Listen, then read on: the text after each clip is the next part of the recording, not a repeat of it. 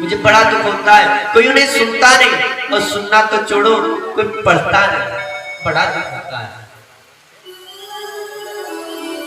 आज जैसे ही सुना तो नारद जी कहते हैं, वेद व्यास जी अब तक जो आपने लिखा है, जानते हो उन शास्त्रों के वेदों की जो भाषा है वो बड़ी कठिन है, साधारण मनुष्यों से पढ़ नहीं पाता, और कोई पढ़ ले तो समझ नहीं पाता, और कुछ समझे भी तो अर्थ का अनर्थ कर देता है। इसलिए महाराज जब कोई पढ़ ही नहीं पाता तो सुनेगा क्यों। मैं चाहता हूं महाराज आप 18वें पुराण की रचना करें। बोले 18वें पुराण की रचना? हाँ, 18वें पुराण में आप सभी ग्रंथों का, सभी पुराणों का सार लिखें, और उसके साथ भगवान की लीलाओं का वर्णन करें, क्योंकि ज्ञान कड़वा होता है। और जिस प्रकार से एक वैद्य कहता है कड़वी औषधि के लिए कि यदि ये ज्यादा कड़वी लगे ना तो शहद में मिला करके खा लेना, उसी प्रकार से जब आप भगवान की लीलाओं का वर्णन करोगे तो भगवान की लीलाओं को सुनने के चक्कर में वो भक्त उस कड़वे ज्ञान को भी प्राप्त कर जाएंगे। इसलिए महाराज आप 18वें पुराण की रचना करें। 18वां पुराण कौन सा लिखूं? बोले 18वें पुराण में आप भागवत महापुराण की रचना करें। भागवत सर्वप्रथम किसके पास थी, मुझे कैसे प्राप्त होगी? तो नारद जी कहते हैं सर्वप्रथम भागवत 1 श्लोक की थी। कितने श्लोक की थी? 1 श्लोक की। और वो भागवत नारायण भगवान के पास थी। नारायण जी ने उस 1 श्लोक को ब्रह्मा जी को दिया। ब्रह्मा जी ने उस 1 श्लोक को 4 श्लोकों में वर्णित किया। भागवत हो गई चतुर श्लोकी, और वही चतुर श्लोक की भागवत ब्रह्मा जी ने कृपा पात्र जान करके मुझे दी, वही मैं आज तुम्हें दे रहा हूं। उन 4 श्लोकों से आप भागवत महापुराण की रचना करें, आगे विस्तार करके लिखे। बोले महाराज मैं कैसे लिख सकता हूं, मेरे पास जो शब्द थे वो सब मैंने पहले ही लिख डाले, अब कुछ शेष नहीं बचा लिखने के लिए। आखिर क्या लिखूं? लिखूं तो लिखूं क्या, मेरे पास कोई शब्द शेष नहीं बचा। बोले आप लिख सकते हो, मुझे विश्वास है। क्यों? क्योंकि मैं संत हूं, और जब संतों की कृपा होती है, संत ऐसे ही नहीं मिलते कि बिनु हरि कृपा मिले नहीं संता। बिना हरि की कृपा के संतों से मिलन नहीं होता, और जब संतों से मिलन होता है, सत्संग होता है, संतों की कृपा होती है, तब भगवान से मिलन होता है। कहते ना कि राम कृपा दिखला दे तो संत मिलन हो जाता है, संत कृपा दिखला दे तो भगवंत मिलन हो जाता है।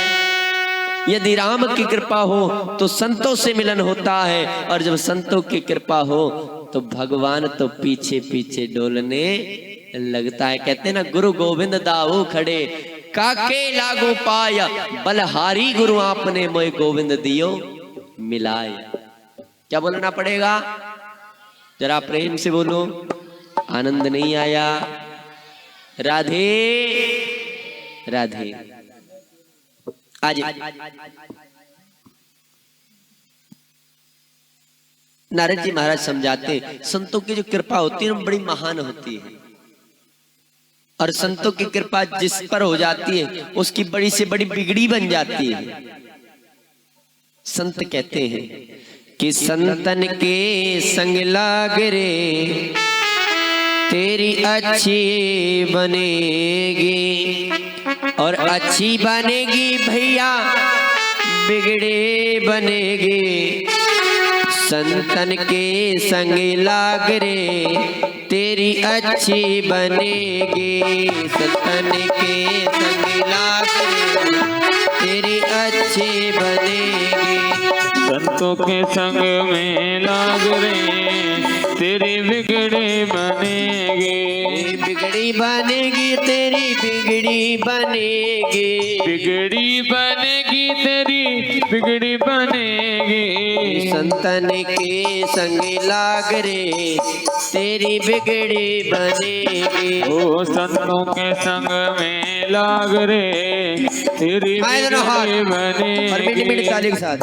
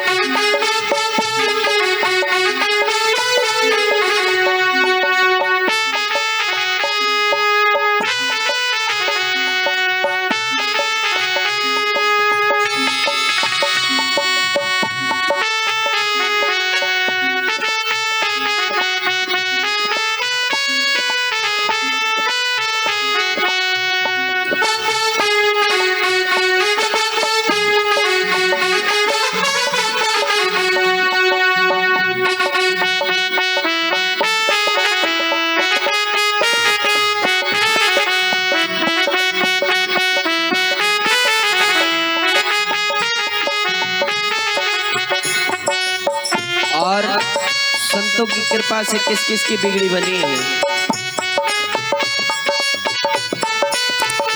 वो ध्रुव जी की बन गई, प्रहलाद जी की बन गई। ध्रुव जी की बन गई, प्रहलाद जी की बन गई। ध्रुव जी की बन गई, प्रहलाद जी की बन गई। ध्रुव जी की बन गई, प्रहलाद जी की बन गई। राम चरण अनुराग रे तेरी अच्छी बनेगी। संतों के संग में लाग रे तेरी बिगड़ी बनेगी।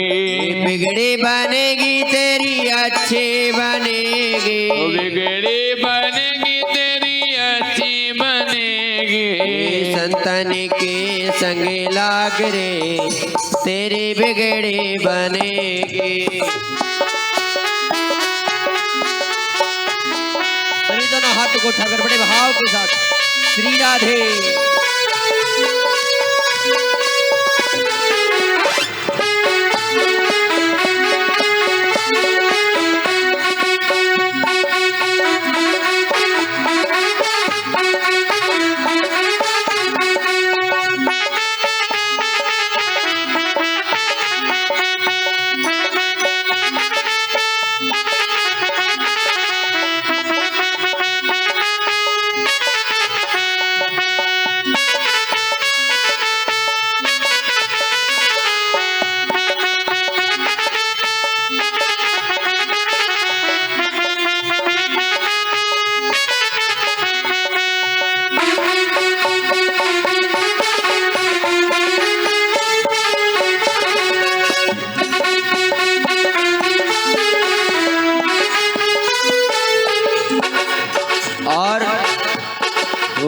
कागा से तोए हंस करेंगे। कागा से तोहे हंस करेंगे। कागा से तोए हंस करेंगे। कागा से तोहे हंस करेंगे। कागा से तोए हंस करेंगे।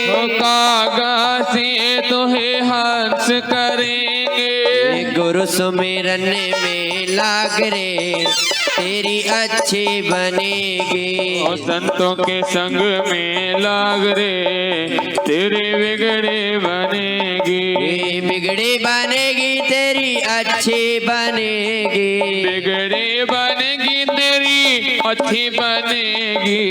राम चरण अनुराग रे तेरी अच्छी बनेगी संतन के संग लाग रे, तेरी अच्छी बनेगी संतन के संग लाग रे, तेरी अच्छी बनेगी संतन के संग लाग रे, तेरी अच्छी बनेगी। चलो बेटा, क्या बोलना पड़ेगा?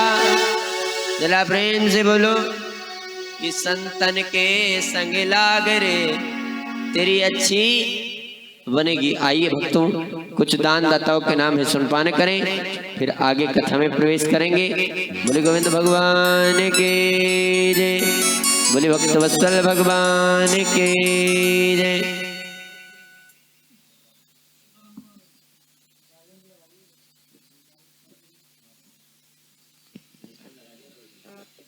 50 रुपए धर्मपाल सिंह चौहान जी जत्ती निवासी, 100 रुपए ब्रजेश कुमार जी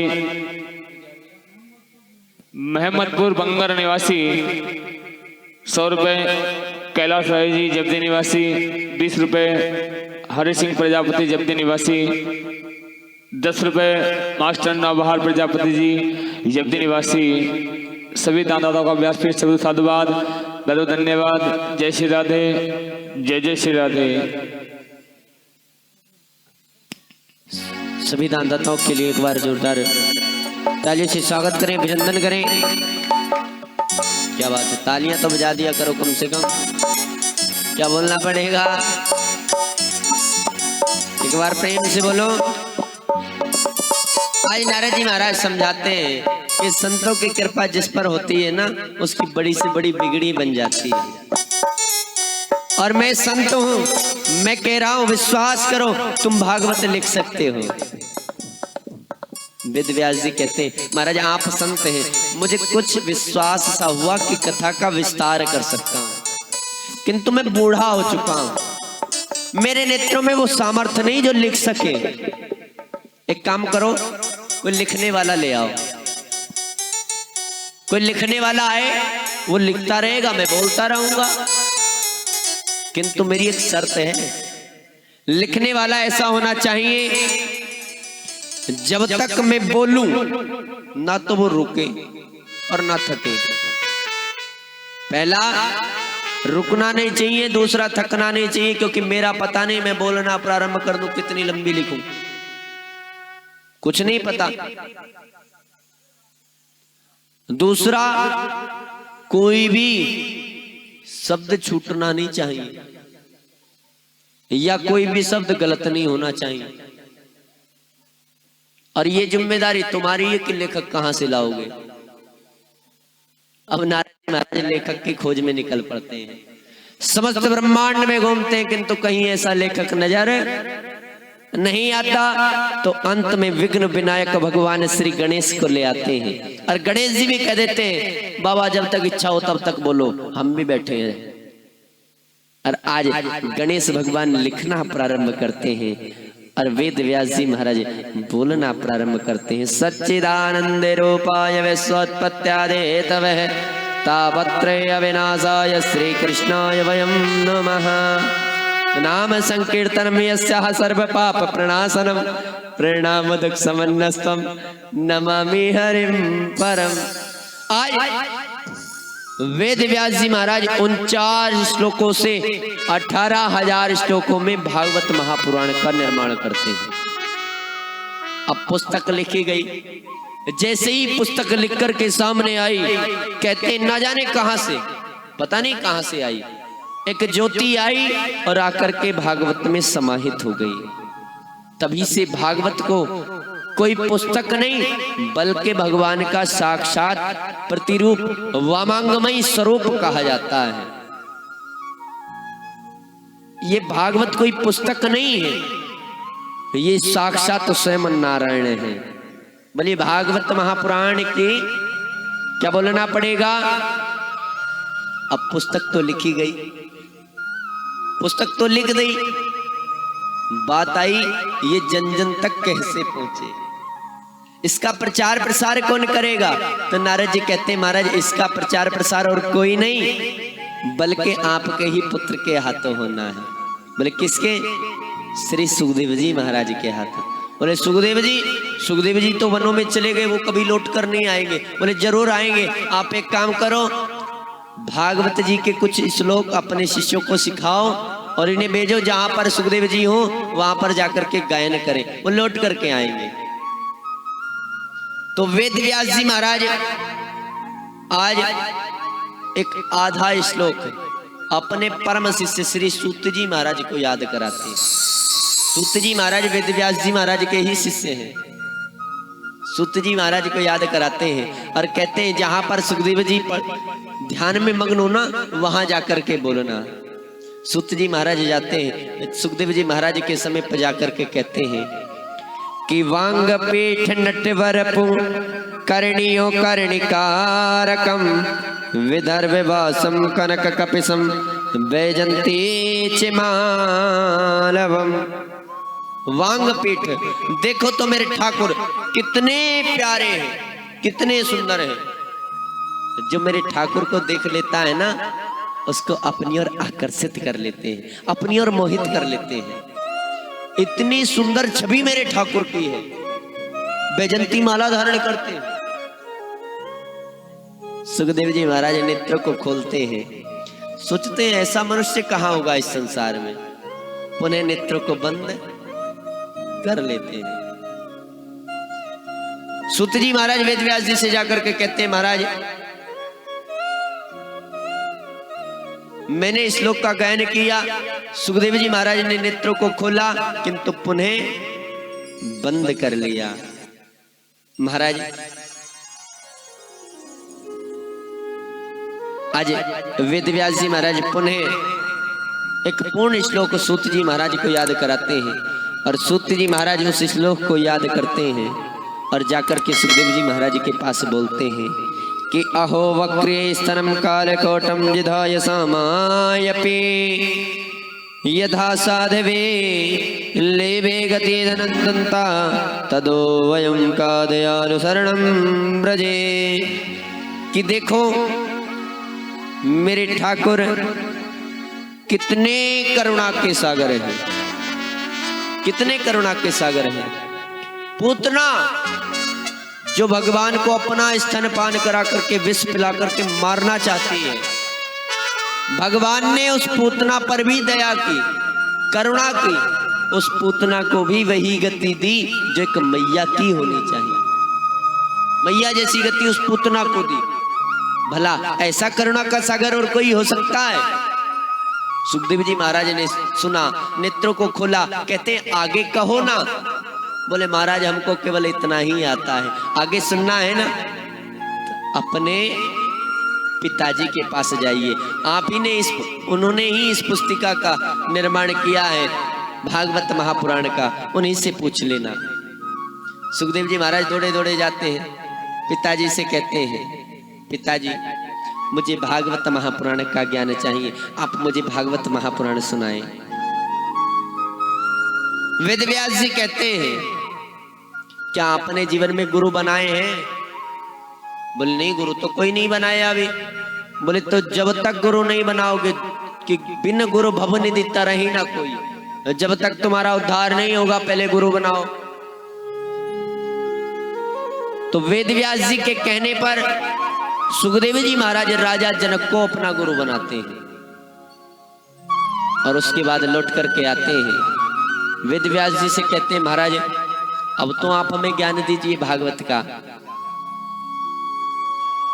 तो श्री वेद व्यास जी कहते हैं मुझे आप वचन दीजिए कि आप इस भागवत महापुराण का प्रचार प्रसार करेंगे, तभी मैं आपको कथा सुन पाने कराऊंगा। सुखदेव जी महाराज वचन भर देते हैं और आज वचन भरने के पश्चात वेद व्यास जी महाराज अपने पुत्र श्री सुखदेव जी महाराज को भागवत महापुराण का ज्ञान देते हैं और फिर श्रवणपान करने के बाद वेद व्यास जी महाराज के पुत्र सुखदेव जी प्रचार प्रसार के लिए संसार में निकल पड़ते हैं। आगे सोनकादिक 88,000 ऋषि श्री सूत जी महाराज से प्रसन्न करते हैं। बोले महाराज आगे चल करके इस कथा को किसने सुना है? बोले आगे चल करके इसी भागवत कथा को राजा परीक्षित ने सुना है। किसने सुना है? राजा परीक्षित ने। बोले महाराज परीक्षित कौन है? कौन है परीक्षित? तो श्री सुखदेव जी महाराज कहते, श्री सूत जी महाराज कहते हैं कि पांडवों में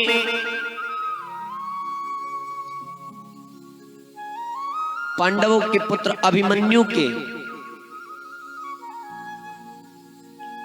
जो संतान है वो परीक्षित है। बोले महाराज जन्म कैसे हुआ और परीक्षित नाम क्यों पड़ा?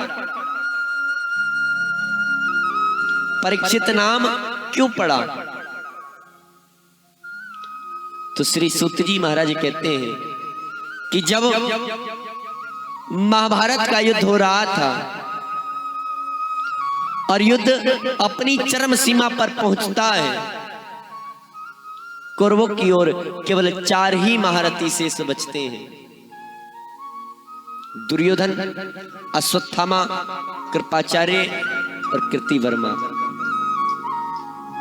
दुर्योधन सोचता है कि यदि अब मैं इस महाभारत के युद्ध को जीत भी जाऊं तो ऐसी जीत का कोई लाभ मुझे नहीं होगा। क्यों? क्योंकि जो मेरी विजय श्री पर खुश होते, प्रसन्न होते मेरे भाई बंधु, वो सब इस युद्ध में विजय गति को प्राप्त हो चुके हैं, वीर गति को।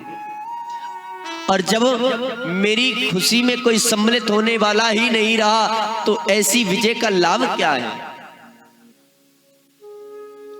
ये सोच करके दुर्योधन अपनी क्रोधाग्नि को शांत करने के लिए एक सरोवर में जाकर के बैठ जाता है। और प्रातः काल हो गया, पांडव देख रहे हैं आज कोई सेना लेकर के अभी नहीं आया है। आखिर क्या कारण है? बहुत समय हो गया। तो आज पांडव दुर्योधन की खोज में निकल पड़ते हैं और जैसे ही जाकर के देखते हैं कि दुर्योधन सरोवर में बैठा है तो आज धर्मराज ललकारते हैं दुर्योधन को, अरे दुर्योधन अपनी मृत्यु के भय से इस सरोवर में जा छुपे हो, जाओ हम तुम्हें मौका देते हैं, हमारी शरण आ जाओ, हमारे चरण आकर के पकड़ लो, हम तुम्हें क्षमा कर देंगे। दुर्योधन क्रोधित होकर के सागर से बाहर आता है और कहता है धर्मराज आप ये समझते हो कि मैं युद्ध के भय से जाकर के बैठ गया था? नहीं, मैं तो अपनी क्रोधाग्नि को शांत कर रहा था। युद्ध की बात करते हो ना? अरे मैं अकेला इतनी सामर्थ्य रखता हूं कि यदि मैं अकेला अपनी पर आ जाऊं तो तुम्हारी समस्त सेना से अकेला युद्ध कर सकता हूं। इतनी सामर्थ्य मेरे अंदर है। मैं कहता हूं आप पांचों मेरे साथ एक साथ आ जाएं, मैं आप पांचों से युद्ध करूंगा। और चिंता मत करना, विजय होने के बाद भी ये राज्य मैं तुम्हें ही दे दूंगा, क्योंकि मुझे इस राज्य की अब आवश्यकता नहीं है, तुम्हें ही मिलेगा। पांडव कहते हैं अरे दुर्योधन, एक के साथ अन्याय करने की नीति आपकी है, हमारी नहीं है। आप थे जो 5-5 ने मिलकर के अकेले अभिमन्यु को मार डाला, हम ऐसा नहीं करेंगे। आप हम पांचों में से एक को चुन लें। यदि आपने उसे पराजित कर दिया तो हम अपनी पराजय स्वीकार कर लेंगे। युद्ध का अस्त्र भी तुम्हारा होगा, जैसा चाहे वैसा युद्ध करना। दुर्योधन कहता है अरे पांडवों, मारना तो मैं तुम्हें सभी को चाहता हूं, किंतु पहले मैं उस भीम से युद्ध करना चाहता हूं जिसने उस भरी सभा में ये कहा था कि दुर्योधन मैं तेरी इस जांघा को ही तोड़ दूंगा। मैं दुर्योधन से युद्ध करूंगा, मैं भीम से युद्ध करूंगा। बोले युद्ध का अस्त्र? तो दुर्योधन कहता है मैं गदा युद्ध करूंगा। क्यों? क्योंकि दुर्योधन को उसके गुरु बलराम जी महाराज ने बता रखा था कि गदा युद्ध में यदि संसार में तुझे कोई हरा सकता है तो वो मैं हूं, वरना मेरे सिवा कोई हराने वाला पैदा नहीं हुआ। दूर दूर तक खबर फैल जाती है कि आज बलराम जी महाराज के दोनों शिष्य आपस में युद्ध कर रहे हैं, भीम और दुर्योधन, गदा युद्ध।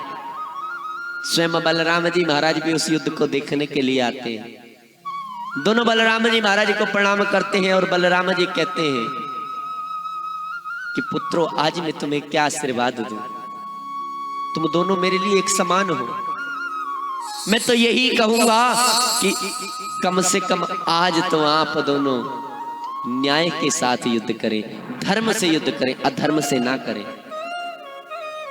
दोनों के बीच युद्ध प्रारंभ होता है और दुर्योधन वार करना प्रारंभ करता है और भीम पिट रहा है। दुर्योधन मार रहा है, भीम पिट रहा है। दुर्योधन मारता जाता है, भीम पिटता जाता है।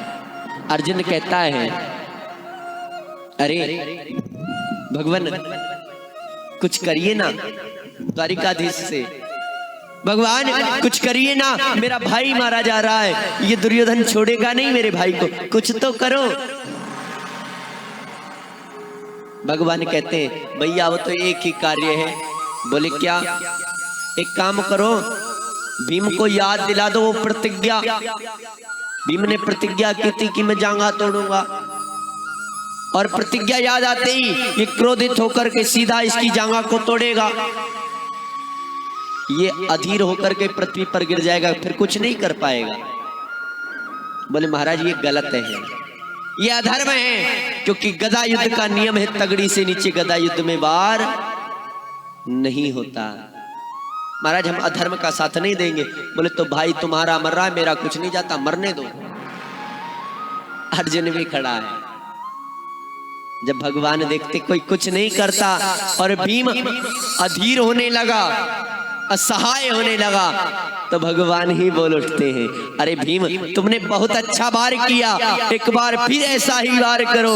और जैसे ही इतना कहा, भीम की दृष्टि भगवान की ओर जाती है और भगवान तुरंत अपनी जांघा पर हाथ मार देते हैं। भीम को वो प्रतिज्ञा याद आ जाती है और भीम सब दावों को छोड़ता है, गदा उठाता है और सीधा दुर्योधन की जांघा पर वार कर देता, जांघा को तोड़ देता है।